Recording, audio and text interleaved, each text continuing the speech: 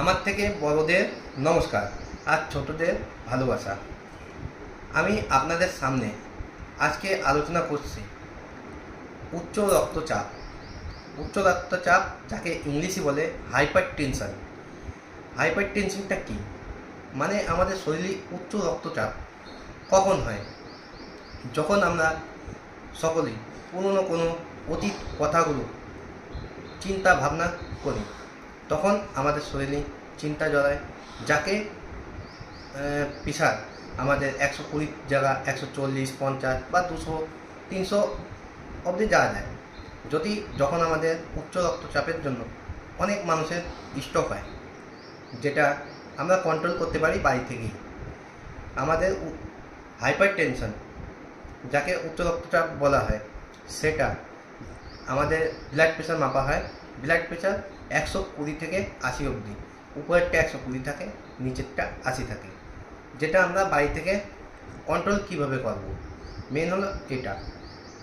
ডাক্তারের কাছে গেলে ওষুধ লিখে দেয়, কিন্তু আমাদের কাছে টাকা নেই। তাহলে আমরা কিভাবে কন্ট্রোল করতে পারি? মানে কমের ভিতরে আছে, প্রচুর নেই। আমাদের হাইপার টেনশনটা অনেক নেই, আপাতত কেবল শুরু হয়েছে। তখন আমরা কিভাবে কন্ট্রোলটা করব? যেটা আমরা প্রথম লবণটা বাদ দিয়ে দেবো। লবণ খাওয়া একদম মিউট করে দেবো থেকে, খাবারের থেকে।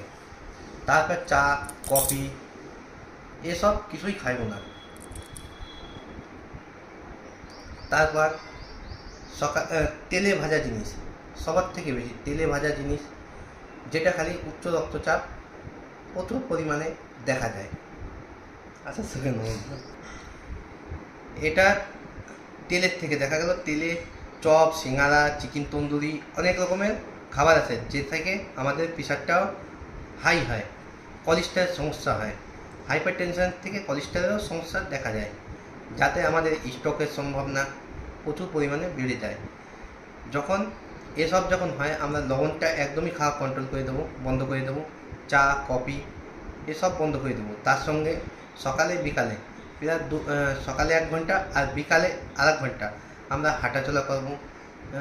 মাঠ দিয়ে হোক বা রাস্তায় হোক, যেভাবেই হোক হাঁটাচলা করতে হবে সকালে।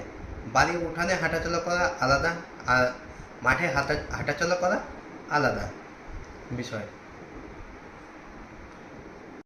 তারপর আমরা যখন সব নিয়ম মতন চলছি, সব জিনিস করছি, তারপরও আমাদের মাসে মাসে অন্তত ডাক্তারের কাছে যাওয়া উচিত। যে ডাক্তার কি মেডিসিন লেখে বা ওদেরও পরামর্শ নেওয়া অত্যধিক জরুরি।